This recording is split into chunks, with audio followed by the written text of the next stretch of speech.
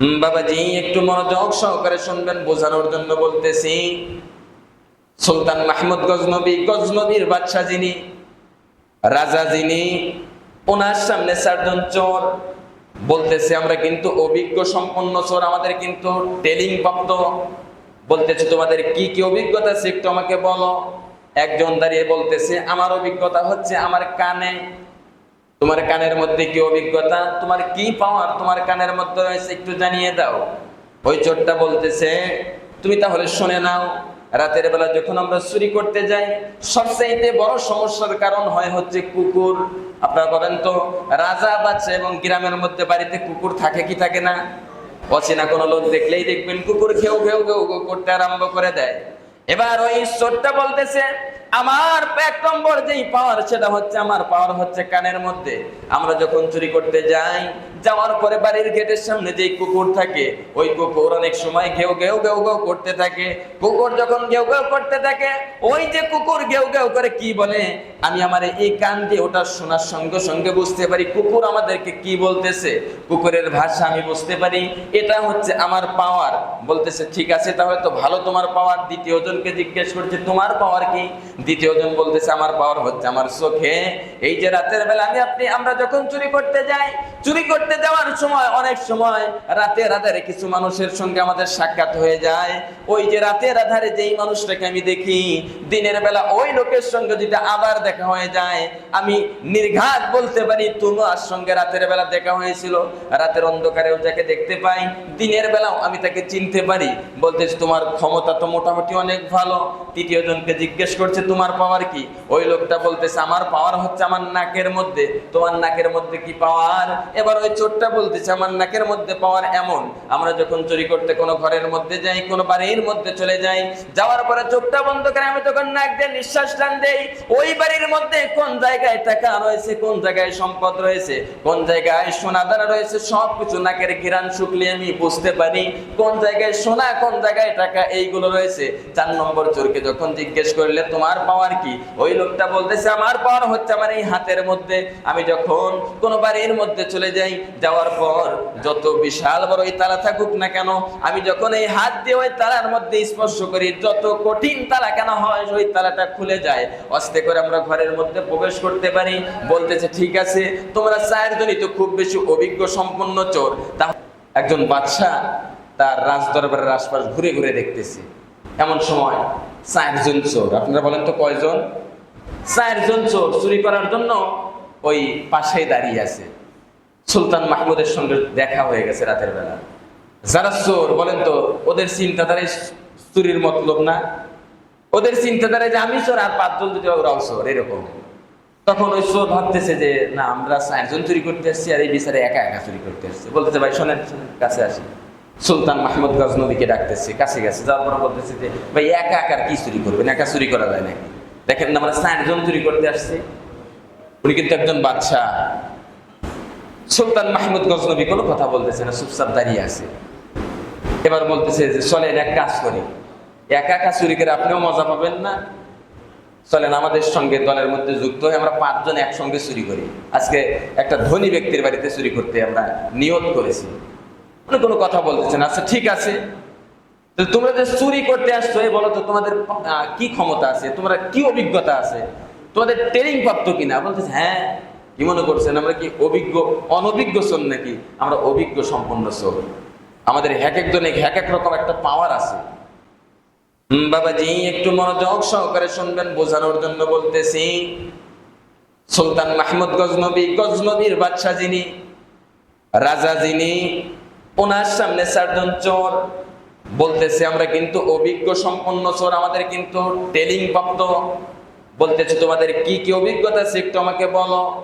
একজন দাঁড়িয়ে বলতেছে আমার অভিজ্ঞতা হচ্ছে আমার কানে।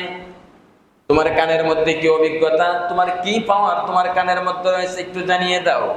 ওই চোরটা বলতেছে তুমি তাহলে শুনে নাও, রাতের বেলা যখন আমরা চুরি করতে যাই সবচাইতে বড় সমস্যার কারণ হয় হচ্ছে কুকুর। আপনারা বলেন তো, রাজা বাচ্চা এবং গ্রামের মধ্যে বাড়িতে কুকুর থাকে কি থাকে না? অচেনা কোনো লোক দেখলেই দেখবেন কুকুর ঘেউ ঘেউ ঘেউ ঘেউ করতে আরম্ভ করে দেয়।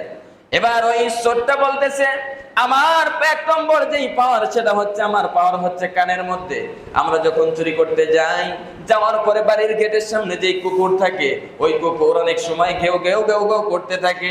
কুকুর যখন ঘেউ ঘেউ করতে থাকে, ওই যে কুকুর ঘেউ ঘেউ করে কি বলে, আমি আমার এই কান দিয়ে ওটা শোনার সঙ্গে সঙ্গে বুঝতে পারি কুকুর আমাদেরকে কি বলতেছে। কুকুরের ভাষা আমি বুঝতে পারি, এটা হচ্ছে আমার পাওয়ার। বলতেছে ঠিক আছে, তাহলে তো ভালো তোমার পাওয়ার। দ্বিতীয় জনকে জিজ্ঞেস করছে তোমার পাওয়ার কি? দ্বিতীয় জন বলতেছে আমার পাওয়ার হচ্ছে আমার চোখে। এই যে রাতের বেলা আমরা যখন চুরি করতে যাই, চুরি করতে যাওয়ার সময় অনেক সময় রাতের আধারে কিছু মানুষের সঙ্গে আমাদের সাক্ষাৎ হয়ে যায়। ওই যে রাতের আধারে যেই মানুষটাকে আমি দেখি, দিনের বেলা ওই লোকের সঙ্গে যদি আবার দেখা হয়ে যায়, আমি নির্ঘাত বলতে পারি তোমার সঙ্গে রাতের বেলা দেখা হয়েছিল। রাতের অন্ধকারেও যাকে দেখতে পাই, দিনের বেলাও আমি তাকে চিনতে পারি। বলতেছে তোমার ক্ষমতা তো মোটামুটি অনেক ভালো। তৃতীয় জনকে জিজ্ঞেস করছে তোমার পাওয়ার কি? ওই লোকটা বলতেছে আমার পাওয়ার হচ্ছে আমার নাকের মধ্যে। তোমার নাকের মধ্যে কি পাওয়ার? এবার ওই চোরটা বলতেছে আমার নাকের মধ্যে পাওয়ার এমন, আমরা যখন চুরি করতে কোনো ঘরের মধ্যে যাই, কোনো বাড়ির মধ্যে চলে যাই, যাওয়ার পরে চোখটা বন্ধ করে আমি তখন নাক দিয়ে নিঃশ্বাস টান দেই। ওই বাড়ির মধ্যে কোন জায়গায় টাকা রয়েছে, কোন জায়গায় সম্পদ রয়েছে, কোন জায়গায় সোনা দানা রয়েছে, সবকিছু নাকের ঘিরান শুকলে আমি বুঝতে পারি কোন জায়গায় সোনা, কোন জায়গায় টাকা, এইগুলো রয়েছে। 4 নম্বর চোরকে যখন জিজ্ঞেস করলে তোমার পাওয়ার কি, ওই লোকটা বলতেছে আমার পাওয়ার হচ্ছে আমার এই হাতের মধ্যে। আমি যখন কোনো বাড়ির মধ্যে চলে যাই, যাওয়ার পর যত বিশাল বড় এই তালা থাকুক না কেন, আমি যখন এই হাত দিয়ে ওই তালার মধ্যে স্পর্শ করি, যত কঠিন তালা কেন হয়, ওই তালাটা খুলে যায়। আস্তে করে আমরা ঘরের মধ্যে প্রবেশ করতে পারি। বলতেছে ঠিক আছে, তোমরা 4 জনই তো খুব বেশি অভিজ্ঞ সম্পন্ন চোর, তাহলে চলো যাই চুরি করতে যাই। এবার বলতেছে তোমার কি আমাদের কি বোকা মনে হয়? আমাদের অভিজ্ঞতার কথা বললাম, তুমি কি জানো তোমাকে যে আমাদের ভাগে নেব? বলতেছে আমার একটা পাওয়ার আছে, আমার পাওয়ার আমার দাড়িতে। বলেন তো কোথায়? সুলতান মাহমুদ গজনবী রহমতুল্লাহ আলাইহি, উনি কিন্তু একজন বাদশাহ, গজনবীর বাদশাহ সুলতান মাহমুদ গজনবী। উনি বলতেছে আমার পাওয়ার হচ্ছে আমার দাড়ির মধ্যে। কি পাওয়ার? বলতেছে তাহলে শোনো, আমার দাড়ির মধ্যে কি পাওয়ার? যখন আমি আমার এই দাড়িটা এরকম ঝাঁকি দিতে থাকি, ফাঁসির আসামি মাপ পেয়ে যায়, ছাড়া পেয়ে যায়। সুবহানাল্লাহ। চিন্তা করে দেখেন, ফাঁসির আসামি নির্ঘাত ফাঁসি হয়ে যাবে, আমি যদি এই দাড়িটা একটু এরকম নাড়া দিই, ফাঁসির আসামি সে খালাস পেয়ে যায়, সে মাপ পেয়ে যায়। ও বলতেছে আলহামদুলিল্লাহ, এইরকম লোকই তো আমাদের দরকার। চুরি করতে যে আমরা সবচেয়ে বিপদ করি ওই জায়গা, অফিস আদালতে যাওয়ার পর যখন আমাদেরকে আদালতে তোলা হয়, ওই সময় এইরকম একজন লোকই তো আমাদের দরকার। খালি নাড়া দেবেন, নাজাত পেয়ে যাও, পরের দিন আবার চুরি করবো। খুশি হয়ে গেছে, ঠিক আছে তোমাকে আমাদের প্রয়োজন। আর কি বলতেছে, আর যদি আমি ডান দিকে মাথা ঘোরাই, ফাঁসি রায় হয়ে যায়, ফাঁসি হয়ে যাবে, তাকে বাঁচানো সম্ভব হয় না। বাহ, এইরকম লোকই আমাদের প্রয়োজন। 4 জন চোর খুশি হয়ে গেছে, চলো আমাদের 4 জনের মধ্যে এমন একজন চোর, 5 নম্বর চোর এমন একজনকে পেলাম, এরকম লোকে আমরা খুঁজতেছিলাম, চলো যাই। কোথায় যাবে চুরি করতে? সুলতান মাহমুদ গজনবীর বাড়িতে। বলেন তো সুলতান মাহমুদ গজনবী কোথায়? ওই 4 চোরের সঙ্গেই আছে। 4 জন চোর যে, ওই চোরের সঙ্গেই তো সুলতান মাহমুদ আছে। ওনার বাড়িতে চুরি করতে যায়, রাজপ্রাসাদ বাদশার বাড়িতে চুরি করতে। চলো যাই। যাচ্ছে, দেখি কি করে।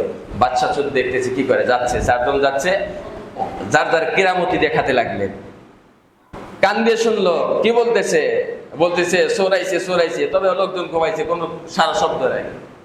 হাত দ্বারা, যার পাওয়ার হাতের মধ্যে, তালায় হাত মারলো, তালা খুলে গেল, ঢুকে পড়ছে ঘরের মধ্যে। চোখ বন্ধ করলো, চোখ বন্ধ করে নাক দিয়ে নিঃশ্বাস টানলো, কোথায় কি আছে, মাল সামানা, টাকা পয়সা, সোনা গহনা কোথায় কি আছে সব কিছু খুঁজে পেল। ঘরের মধ্যে প্রবেশ করছে 4 জন। প্রবেশ করে যত সোনা দানা টাকা পয়সা যা আছে সব বস্তায় ভরতেছে। মনের আনন্দে বস্তায় ভরছে, আজকে একেবারে ধনী হয়ে যাব। সব কিছু বস্তার মধ্যে ভরে ফেলছে। ভরার এক পর্যায়ে দেখা যায় চুরির কাছে আগে শেষ হয়ে গেছে, রাতেই শেষ।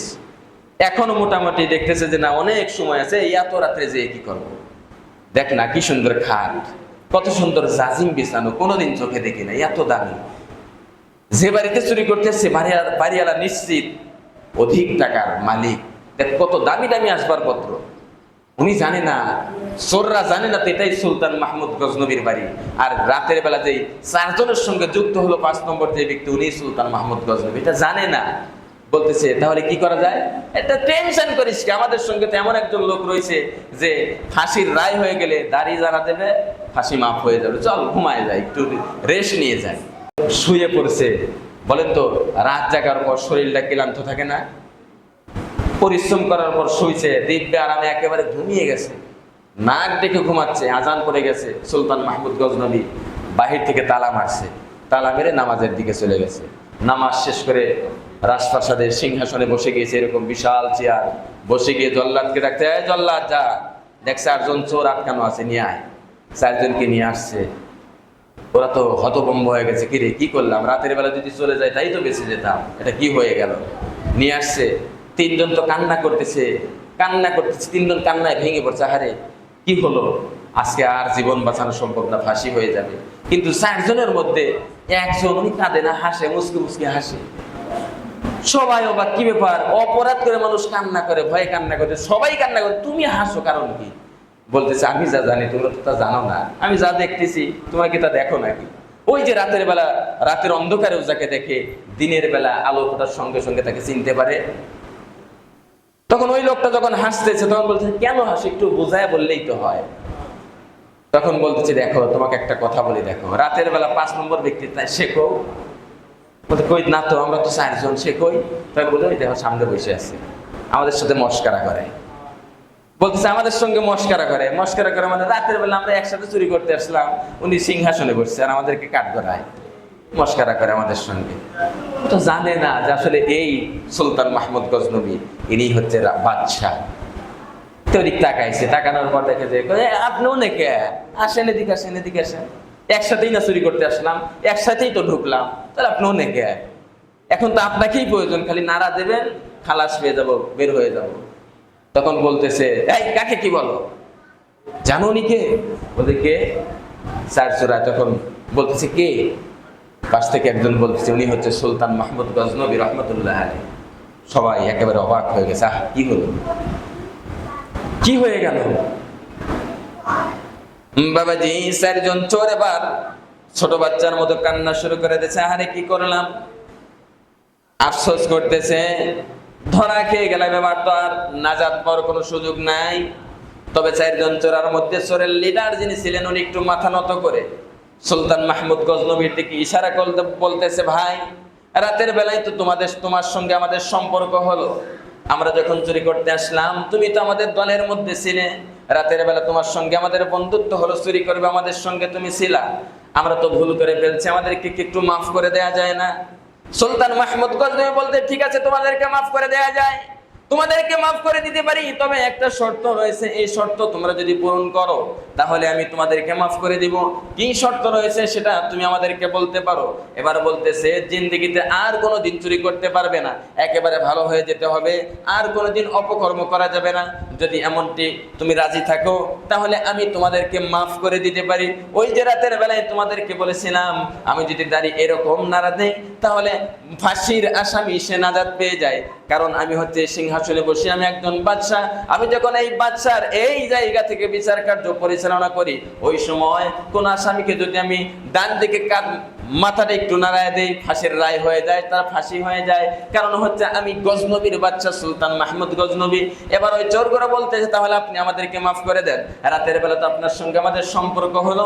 এবার বলতেছে ঠিক আছে তোমাদেরকে মাফ করে দিলাম। ওই 4 চোরকে যখন মাফ করে দিয়েছে, চোরের লিডার যিনি ছিলেন ওই চোরের লিডারটা এমন ভাবে তার দিলের মধ্যে আঘাত লাগছে, হারে সামান্য দুনিয়ার একজন বাদশা সুলতান মাহমুদ গজনবী, তার সঙ্গে খুব বেশি দিনের সম্পর্ক নয়, মাত্র রাতের বেলায় চুরি করবার জন্য একটু বন্ধুত্ব হলো, একটু সম্পর্ক হলো, সামান্য এই সম্পর্কের কারণে আমরা 4 জন ফাঁসির আসামি আমাদের ফাঁসি হয়ে যাবে।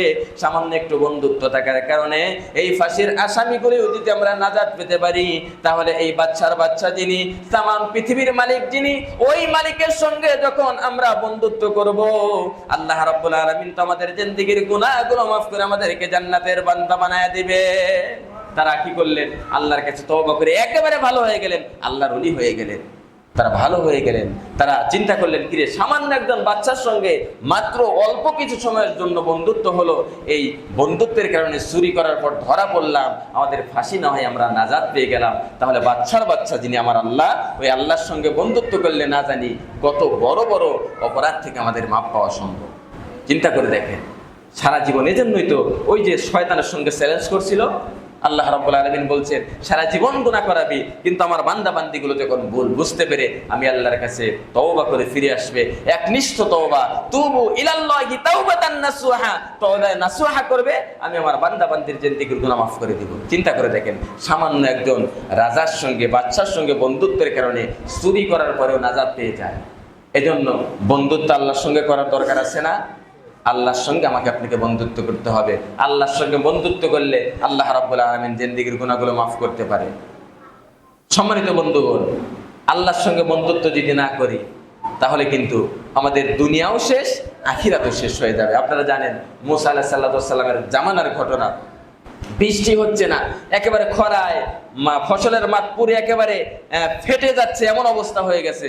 মুসা আলাইহিস সালাম তার কওমের লোকদেরকে নিয়ে ইস্তেখারার আমল করলেন, মাঠের মধ্যে চলে গেলেন, আল্লাহর কাছে বলতেছে, আল্লাহ এবার তুমি বৃষ্টি দাও। তুমি বৃষ্টি দিচ্ছ না, ফসলের মাঠ পুরে একেবারে শেষ হয়ে যাচ্ছে, আল্লাহ বৃষ্টি দাও, বৃষ্টির প্রয়োজন। আল্লাহ রাব্বুল আলামিন মুসা আলাইহিস সালামকে জানাইলেন।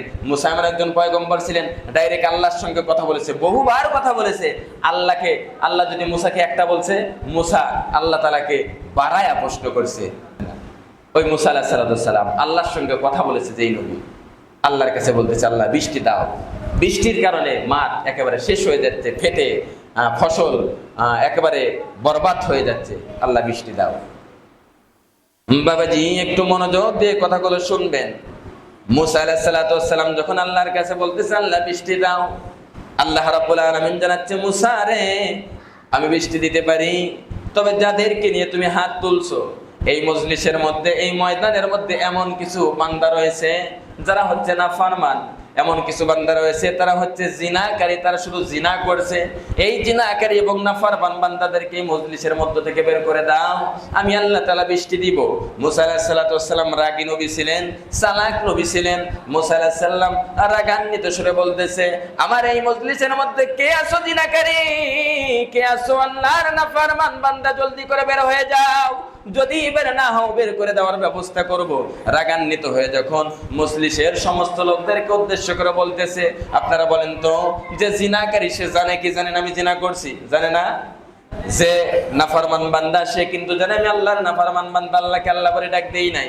যারা জিনাকারী, যারা নাফরমান, তারা চোখটা বন্ধ করে দিয়েছে, আল্লাহর কাছে বলতেছে, রব্বি কারীম সারা জীবন গুনাহ করেছি, সারা জীবন জিনা করেছি, নাফরমানি করেছি, মাকে জানতে দেই নাই, বাবাকে জানতে দেই নাই, বন্ধু জানে না, দুনিয়ার কোনো মানুষ জানে না, মুসা আলাইহিস সালামও জানে না। ও রব্বি কারীম তুমি তো জানো আমরা গুনাহ করেছি। আল্লাহ গো এই মজলিসের মধ্যে শত শত মানুষ, এই শত মানুষের সঙ্গে যদি এখান থেকে বের হয়ে যায় আমাদের বেইজ্জত হবে, আমাদের মান থাকবে না। ও রব্বি কারীম এই আজকে এই মজলিসের মধ্য থেকে তোমার কাছে তওবা করতেছি, আল্লাহ গো আর কোনোদিন জিনা করব না, আর নাফরমান বান্দা হিসেবে বাঁচতে চাই না। আল্লাহ গো তুমি আমাদের জিন্দেগীর গুনাহগুলো মাফ করে দাও। দেখা যায় মুহূর্তের মধ্যে বৃষ্টি শুরু হয়ে গেল। মুসা আলাইহিস সালাম আল্লাহর কাছে বলতেছে, ও রব্বি কারীম তুমি না বললা এই মজলিসের মধ্যে নাফরমান বান্দা আছে, তুমি না বললা এই মজলিসের মধ্যে জিনাকারী বান্দা আছে, একজন বান্দাও এখন পর্যন্ত বের হলো না, তাহলে কেন বৃষ্টি দিলা, কেন তুমি বৃষ্টি দিলা? আল্লাহ রাব্বুল আলামিন জানাচ্ছে, মুসা রে যাদের কারণে আমি আল্লাহ রাব্বুল আলামিন এই বৃষ্টি বন্ধ রাখছিলাম, ওই বান্দা বান্দীদের কারণেই আমি আল্লাহ তাআলা আবার বৃষ্টি দিলাম, ওদের কারণেই আমি আল্লাহ তাআলা বৃষ্টি দিলাম। আল্লাহ রাব্বুল আলামিনের কাছে মুসা আলাইহিস সালাম আর বলতেছে, ও রব্বি কারীম ওই বান্দাগুলো কারা যারা জিন্দেগীর সমস্ত গুনাহ এক দাগে ক্ষমা করে নিল, জিন্দেগীর গুনাহগুলো ছড়াইলো, ওই বান্দাদেরকে আমি একটু দেখতে চাই যে এত সৌভাগ্যবান বান্দা কারা।